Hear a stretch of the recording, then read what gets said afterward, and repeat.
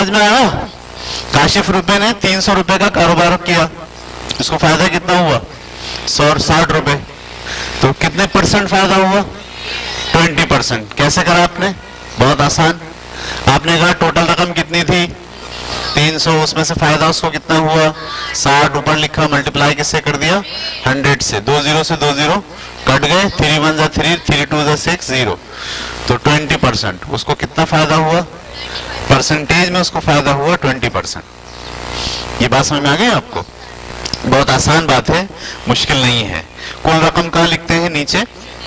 और उसमें से जो नफा आया है, उसमें से जो बात हो रही है वो कहाँ लिखते हैं? ऊपर। और मल्टीप्लाई कर देते हैं 100 से। 100 से क्यों करते हैं? हाँ, क्योंकि 100 की बुनियाद पर आप मालूम कर रहे हैं। अच्छा, देखो ये वही है। इसको आप वैसे भी कर सकते थे। पिछले दफा हमने क्या पढ़ा था? रेशो। दो चीजों पर बात हो रही है। कितनी चीजों पर बात हो रही है? दो चीजों पर। 300 रुपए पर नफा।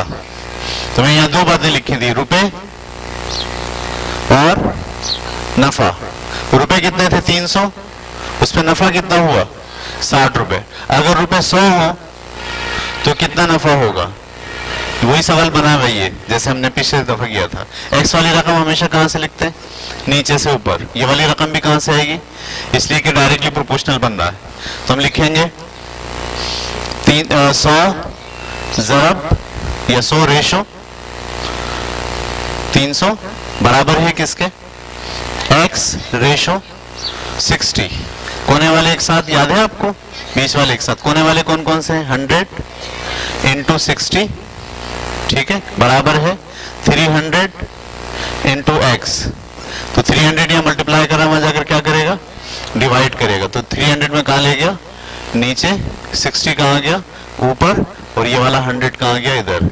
आप देखो ये वाली चीज वो बन गई जो परसेंटेज में आप कर रहे हो। परसेंटेज में आप क्या कर रहे हो? आप कह रहे हो कुल रकम कितनी थी? 300। ऊपर कितने रकम लिखेंगे? 60। मल्टीप्लाई कैसे करेंगे? 100। ये और उसमें कोई फर्क नहीं है, एक ही बात है। लेकिन इसमें सवाल में नहीं कहा जाएगा 100, क्योंकि लफ्ज क्या आ गया? फीसद। जब लफ्ज फीसद आ गया तो ये ऑटोमेटिकली किस पे आ गई बात? 100 पर आ गई है। क्लियर हो गई बात? आसान है, मुश्किल है? हाँ, बहुत आसान है।